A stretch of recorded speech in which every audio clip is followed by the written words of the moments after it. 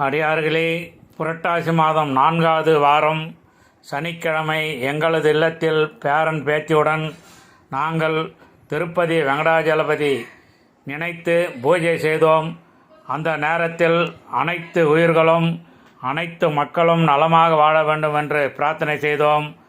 வெங்கடாஜலபதி கோவிந்தா, வெங்கட்ரமணா கோவிந்தா, கோவிந்தா கோவிந்தா, கோபாலா கோவிந்தா என்று சொல்லி எங்களுக்கு தெரிந்த அளவில் வெங்கடாஜலபதியை நினைத்து பாட்டு பாடி குடும்பத்துடன் நாங்கள் பிரார்த்தனை செய்தோம்.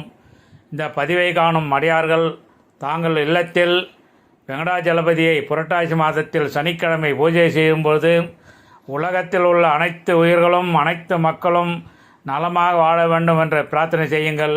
அப்படி செய்தால் நாமும் நலமாக வாழ்வோம். வெங்கடாஜலபதி கோவிந்தா, வெங்கட்ரமணா கோவிந்தா, கோவிந்தா கோவிந்தா கோவிந்தா.